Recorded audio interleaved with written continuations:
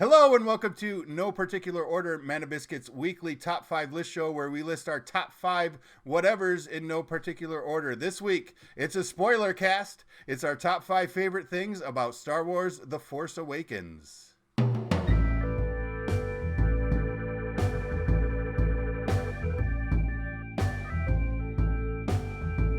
All right, as always, we're going to get right into our list. Just a quick warning before we do, though, if you didn't catch that at the beginning, this is spoilerific. If you have not seen Star Wars The Force Awakens, go away now. We'll give you 5 seconds to do so. 5, 4, 3, 2, 1. Just the pinky left and you're gone. All right, from here on in, it's Spoiler Town.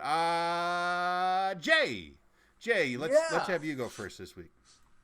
Okay, so first up on my list is the first two on my list contain homages to actual real things. The first one is at Maz's Cantina. You see the 501st Legion flag. The 501st Legion flag is a group of Star Wars stormtroopers and other villains, 6,000 plus strong. That just can't have to be noticed. These are the people that go out and dress up in these costumes and do the parades, do the Comic-Con things, stuff like that. Charity events. What's that? And charity events and stuff. Yep, and charity events. Yep. Next up on that list is R2KT, who is also from it was also part of the 501st Legion. The picture that we got up right now is of Katie and R2KT. R2KT was created by Albie Johnson, when his daughter was found to have an inoperable brain tumor, and that's a picture of the daughter. Since then, it has made appearances somewhere in the Clone Wars, the actual movie, and a couple of the episodes, but this was the first time I'd actually seen it. And honestly, anything that's prequel related doesn't exist anyway.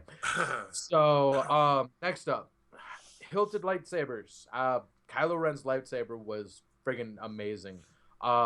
Just the crackling energy portion of it, and the hilt was just really cool. Next up on the list is the return of the Millennium Falcon.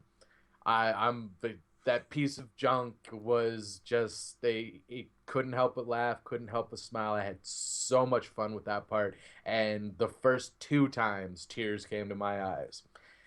Speaking of the reasons for tears coming to my eyes, the last one on my list is a sense of relief. This was the movie that we should have had when the prequels came out. This was the movie that should have been made a long, long time ago in a galaxy not far away. You know, that kind of reminds me of something I actually read from Scott Kurtz today from PvP Online. He made a little spoilery blog post about Star Wars The Force Awakens, but he said when he came out of that movie and thought about the prequels, he's like, now, would that have been so fucking hard? Exactly. But yeah, all right. TJ, why don't you go up next? Okay.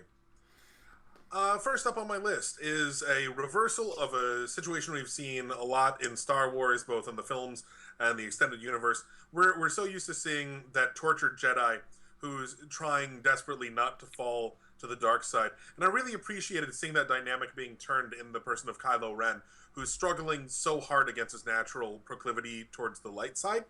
I feel like it opens up a lot of really interesting things that you can do with a character that it just seems so simple that I'm astounded that they haven't already done it. The next on my list is actually caring about the new characters, and I was worried that they might get overshadowed by like our old favorites, but I felt like every character in the movie belonged there. I was invested in everybody that was on screen, and that's remarkable when you're talking about something that has reached virtual mythology status at this point.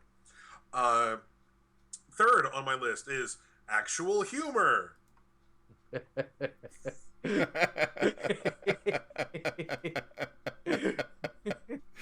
Because after those prequel moments where they were trying to shoehorn in like kid jokes to make like the little ones laugh, I appreciated that this movie actually made me laugh. It made me laugh because of the characters, not because of weird slapstick situations.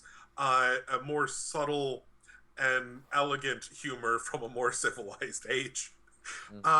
Next up on my list is diversity. This gets trumpeted a lot about the new film, that we have leads who are not white or not male, and that needs to happen more. I really appreciated seeing it happen. Seeing it happen is such a high-profile thing, and seeing it handled so well. And the fact that neither Rey nor Finn were about their gender or about their race. It was something that was like a part of the character, but it wasn't the point of the character. That's great. And then finally on my list is Mark Hamill's beard. I love it, and it puts mine to shame. He did have a great beard. He did have a great beard. All right, so I will round it out as I usually do. I, the token passive Star Wars fan, but a big fan of The Force Awakens. So, all right, first up for me, first in my heart, first forever for this movie is shipping Poe and Finn. So much sexual tension. I can feel it. Oh yeah. I mean, you know, Finn, Rey, yeah, fine, whatever. No, Poe, Finn forever for me. Although I did read something, if Finn actually does get with Rey, it'll be the first time a stormtroopers ever hit something. All right. Next up is TR-8R, or Traitor. You know who I'm talking about. The stormtrooper with the shock baton and all those 6 spins, and you've seen him in the dance remixes, and you've seen him calling out our hero Finn. So great. He was awesome. I love him. All right. Next up would be JB007, Mr. Daniel Craig, as the stormtrooper who, so fortunately for our hero, was able to be overtaken by Rey's Force mind control. Next up on my list, and probably, I know this is no particular order, but probably the favorite on my list, to be honest with you, is Maz Kanata. There was just something about that character that just made me love her from start to frickin' finish. It was probably the goggles. I don't know. I read somewhere that JJ based her on a high school English teacher, and I totally get that. And I love my English teachers. What can I say? All right. Sad. Yeah. All right. And then lastly on my list, and my token dig at Star Wars, is going to be the wanton disregard for how stars work. Because it finally solidifies for all time the fact that Star Wars is fun. It's great. I love this movie, but it is not science fiction, my friends. It is not science fiction. All right. Honorable mentions. We didn't really talk about this. So you guys got any off the top of your head? Everything. Oh, All of the things. everything. Every last thing. Yeah. All right. All right. Let's just get into the top 5 of the top 5 then, which should be fairly difficult if it's all the things. We actually have to narrow it down. But I know that TJ wanted this on his list, so I'm going to nominate it, and that's shipping Poe and Finn. Yeah. One more time.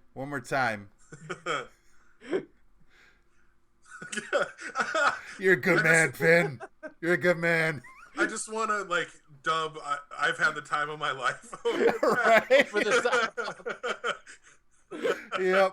Yep. All right. And you know what? I'm gonna get greedy. I'm gonna throw up TR-8R2 with his 6 spins. So why don't you guys throw? Pretty sweet. Why don't you guys throw up some really? stuff from So yours? now we got 3 to choose from. and Well, all I don't know. Unless you overrule on me, your list. you can overrule me if you want. Okay, let's say I'm gonna overrule you with JB007. Man, I don't understand why Okay. there weren't a whole lot more stars just standing in line to do this. Well, there were plenty. I mean, there were plenty. There's a lot of people Yeah. that did little weird stuff. Yeah. Like Bill Hader was one of the vocal inspirations or something for BB-8. Like Yep. he and another Had, actor were in there just going like. they had Simon Pegg playing a character in there. I mean, we had a couple of people, but I mean, honestly, if I were some megastar, if I had some weight to throw around, I'd be in Star Wars. yeah, Right? helmeted or not, I don't care. Straight up CGI straight up CGI me, do whatever you got to do, but You man, know, I'll do this for free. I want to be in Star it kind of occurs to me that out in Hollywood, probably the easiest lie to tell is, "Oh yeah, I was a stormtrooper." Wars. Anyway, all right. So you're right doing there. JB007 and celebrity cameos in general. I would go with that.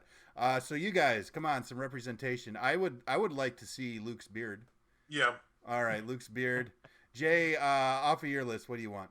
The sense of relief, man. The sense of relief. Yeah, that's a great candidate. And to round it out, I'm torn between actual humor, actual baby. humor. Yeah. All right, that's our top 5 of the top 5. You had our honorable mentions, which were all of the mentions, I guess, and you got all of our individual lists. Check us out later this week. We're going to be doing a full-on Manabiscuit spoiler cast where we just talk about all of the things in the movie. But for now, we're going to get out of here, and we will see you next week with less spoilery, no particular order. Bye-bye. Bye-bye. I just knocked over my shit.